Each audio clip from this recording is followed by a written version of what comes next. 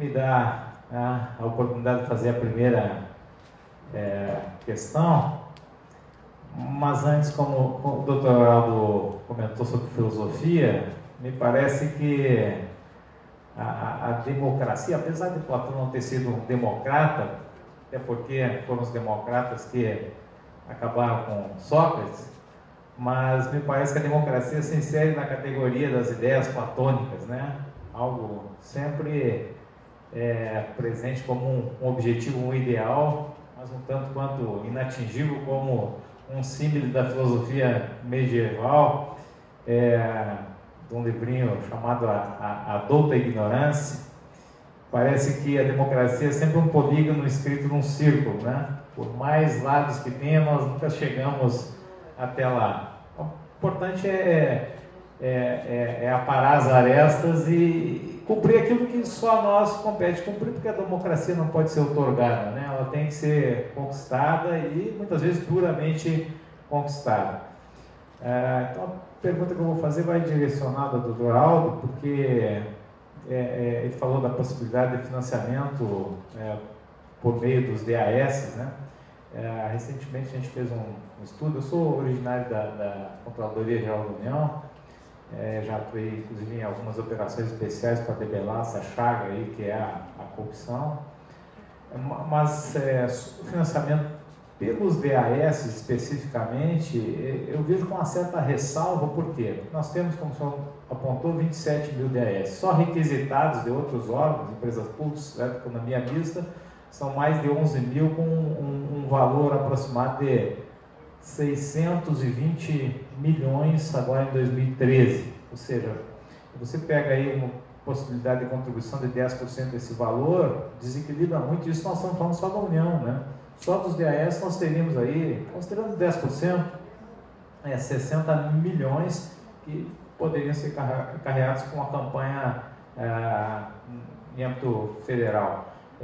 Então, queria que o senhor respondesse se a possibilitar a contribuição do TS não desequilibra o jogo aí em favor do governante.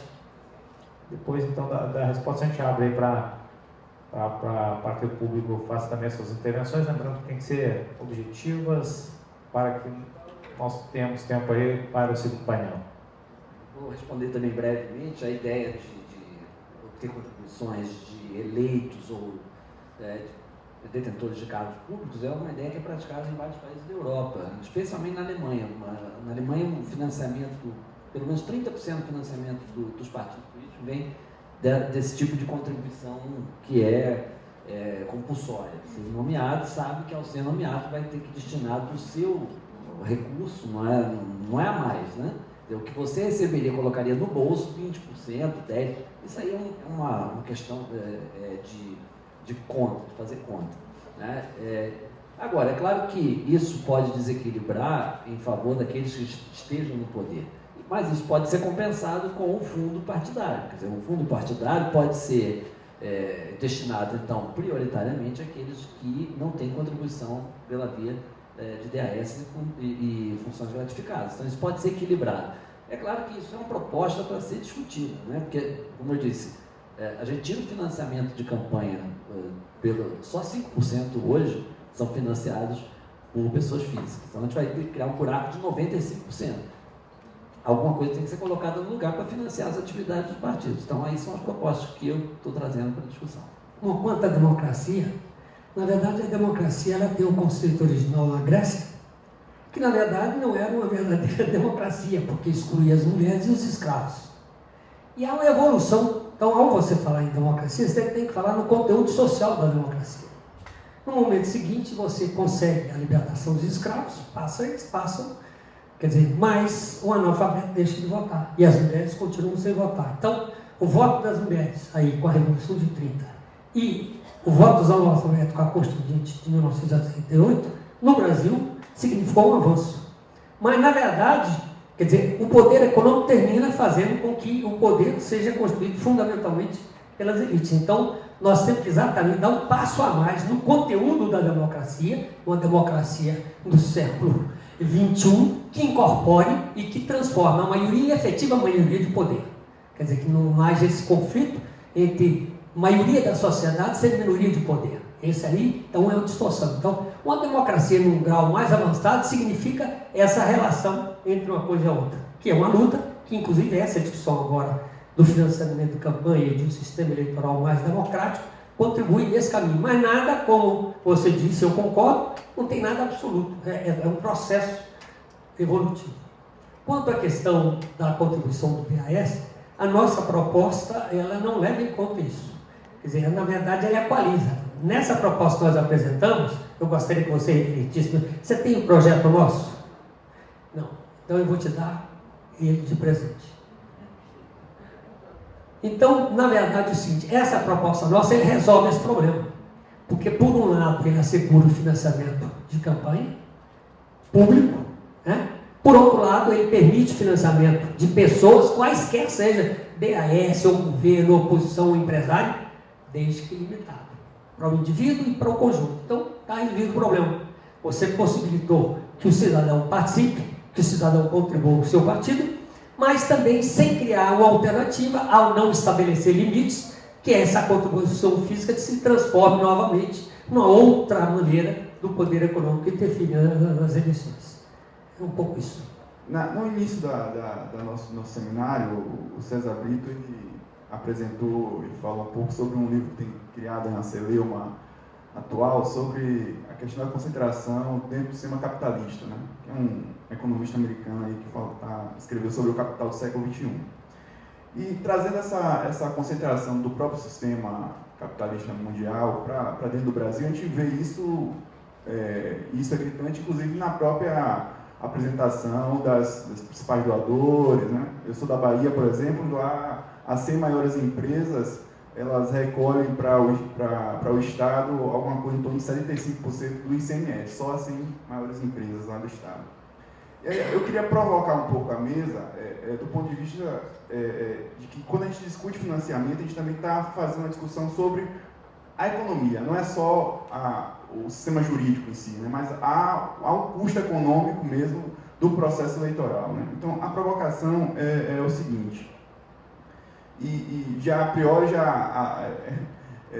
opino que sou a favor da contribuição, inclusive exclusiva, do financiamento público de campanha, mas sei das grandes dificuldades que é isso. Mas a provocação é a seguinte, nós temos hoje 20 milhões, estimadas aí, 20 milhões de pessoas abaixo da linha de pobreza, né? Que recebem, muitas delas recebem hoje o Bolsa Família. Nós temos uma população economicamente ativa que, pela renda média estimada pelo IBGE, está recebendo algo em torno de R$ 900, numa média mensal. Então, sobre esse público econômico, né, que tem uma renda muito desigual, né, aquilo que, em tese, a gente seria uma base, né, se a gente quisesse que as pessoas físicas contribuíssem, né? Então, nós temos uma base altamente desigual, com a renda muito baixa, né? Então, como ficaria, então, essa tentativa de captação desses recursos dentro de uma realidade econômica brasileira, né? Então, para concluir, essa provocação, né? Como mediar essa realidade brasileira dentro de um patamar de financiamento aí das pessoas físicas. Ziza Lázara, Sociedade Civil, Curitiba. Para encaminhar minha proposta, eu gostaria de partir de algumas premissas. A primeira delas é que a governabilidade está ameaçada, dada a deflagração já prevista para o dia 21 de todas as polícias do Brasil. Também, partindo-se da premissa de que o poder emana do povo, não seria de nossa responsabilidade partimos por uma preocupação de uma efetiva mobilização do povo e entendendo que a proposta que traria realmente o povo para a discussão e para que conseguíssemos mesmo bons resultados, até porque quem elege são os beneficiários do Bolsa Família, não somos nós. E para trazermos esse povo para o nosso lado, não seria de nossa responsabilidade propormos a não obrigatoriedade do voto? acabando com isso, com todo esse comércio? Obrigada. Bom, rapidinho, Luciano, eu queria fazer duas considerações. Uma, pedindo para o Aldo, nesse contraponto mesmo do nosso projeto, que ele falasse sobre a economia que o projeto traz na eleição, porque diminui o número de candidatos, nós não precisaríamos de ter esse valor expressivo que tem. Doutor Geraldo, eu queria fazer um comentário específico, porque o deputado que mais travou a reforma política no Congresso é o deputado do Estado do Rio de Janeiro, que é o Eduardo Cunha, que ele obstaculizou todas as sessões da Comissão da Reforma Política, impedindo que fosse lido o relatório da Reforma Política. Aí eu fui analisar a campanha dele, especialmente pelo contrabando que ele colocou no último projeto lá, que era aquela anistia às empresas de saúde. Fui ver se ele recebeu das empresas de saúde, e não recebeu. Ele recebeu em torno de 4 milhões de reais para a campanha para deputado federal do Rio de Janeiro, e entre os maiores doadores estão lá as construtoras, Camargo Correia e companhia. Então, acho que essa é a grande distorção que nós temos no processo eleitoral. E só finalizando, a eleição presidencial, a Dilma recebeu em torno de 150 milhões de reais. Serra em torno de 140 milhões, tudo oficial, é lógico. E o Plínio de Arruda Sampaio gastou na sua campanha 90 mil reais. Então, as grandes distorções que nós temos. O Felipe falou da contribuição e em relação à questão de desigualdade econômica e social, né? Quer dizer, o patamar da contribuição eu acho que o mais importante é a gente estabelecer o princípio. Vai haver contribuição de pessoa física? Ótimo, estamos de acordo sobre isso. O valor dessa contribuição é uma questão a ser estudada, né, mais no detalhe. Acho que pode ser uma contribuição mais baixa, pode ser uma contribuição mais flexível, essa contribuição pode ser por estado, eventualmente, porque há estados onde o PIB é bem maior, a renda é muito maior, né, R$700 em Brasília é muito diferente de R$700 no Acre. Então, isso eu acho que o mais importante é a gente estabelecer o princípio de que é possível e até desejável a contribuição por pessoas físicas e que ela seja módica. Né? Não adianta estabelecer uma contribuição por pessoa física de R$1 milhão, como o Claudio exemplificou. No caso da não obrigatoriedade do voto, isso muda completamente o desenho da política. Né? Uma coisa é você... Hoje nós temos 25% em média de abstenção. Já há quem diga que o voto no Brasil já é facultativo, porque você não aparece e depois faz uma pequena justificativa, paga uma multa ridícula e não tem essa necessidade, que você não é compelido a ir votar. Né? Mas eu, particularmente, eu acho que o voto tem que ser facultativo. Eu acho que é dever dos políticos ir em busca dessa legitimidade. Preciso tirar as pessoas do seu conforto em casa. Agora, muda completamente o tipo de política que se faz. Evidentemente que vai exigir uma solidariedade por parte de todos os políticos, no sentido de fazer com que esse eleitor saia de casa e venha votar. Se costuma dizer lá na França que no dia da eleição não pode nem chover muito, nem fazer muito sol. Se fizer muito sol, o pessoal vai para a praia. Se chover muito, ninguém sai de casa. Né? Então, eu vejo hoje que há uma competição muito predatória entre os políticos e é uma coisa constrangedora de se ver, né? Porque eles se acusam de uma maneira muito torpe, coisa que a gente não vê nos sistemas políticos mais maduros, né? Como a Inglaterra, como a Alemanha, onde os políticos se respeitam mais. Né? E acho que o fato de eles precisarem todos trazer o eleitor da sua casa no dia da eleição vai provocar uma maior solidariedade entre os políticos e uma melhoria nos costumes políticos, eu diria. O caso do Eduardo Cunha, realmente, enfim, é ruim, porque eu sou do Rio de Janeiro e por toda parte eu sou questionado pelo comportamento desse. O Moreno chamei de coisa ruim, né? Então, no caso dos valores de contribuição de campanha, eu acho que um ponto importante seria a gente estabelecer para cada realidade um teto de gastos. Né? A gente não tem falado muito sobre isso. É possível dizer, por exemplo, para o Estado de São Paulo, na eleição de 2014, o teto para gastos para deputado federal será X. para deputado estadual será Y. Isso em função do eleitorado, em função, enfim, do PIB do Estado. Eu acho que é possível a justiça eleitoral tomar-se para si essa... Aliás, no caso seria a lei, né?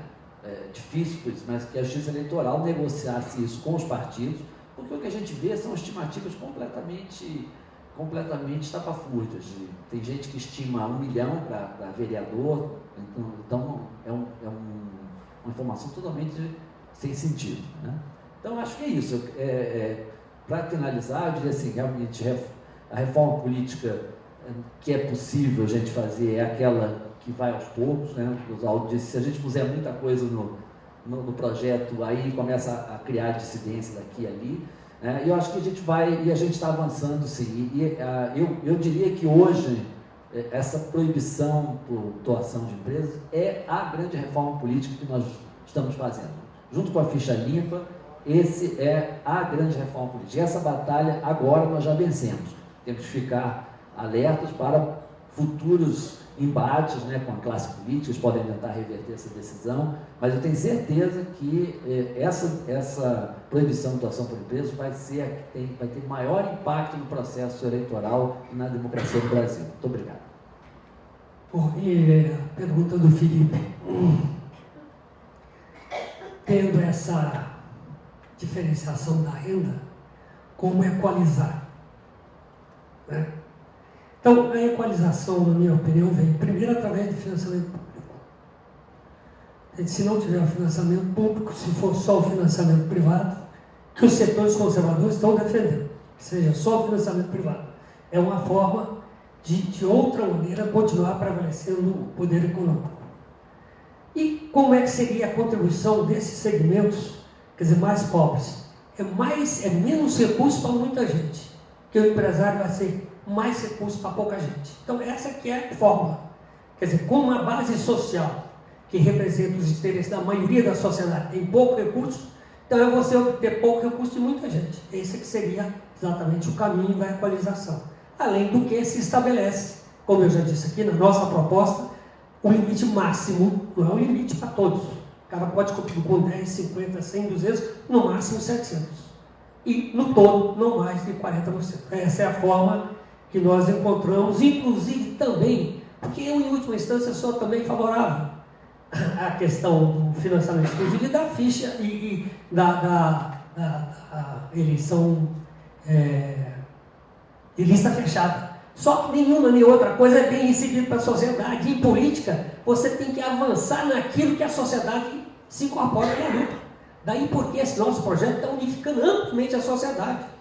Então é importante atrair todas as pessoas a entender o seguinte: esse é o avanço e um grande avanço, como está acabando de dizer, só essa questão do financiamento, que na verdade já está resolvida, porque o Supremo já deu indicações de que o Congresso não tem poderes de alterar, porque isso implicaria numa cláusula pétrea, que é impeditivo. O Congresso não pode mexer em cláusula pétrea da Constituição. Então, na verdade, essa luta já está vencida, mas tem toda a outra luta que vem pela frente. Bom, a companheira, qual é o nome seu, que falou sobre governabilidade?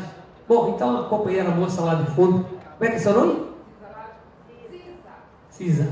Falou sobre o problema da governabilidade ameaçada. Eu acho que no Brasil, quer dizer, há problemas de governabilidade que diferem do que ocorre na Europa, por exemplo. A Europa, quer dizer, os problemas que surgem lá é porque exatamente é um corte de direitos sociais. Aqui no Brasil isso não ocorre, pelo contrário.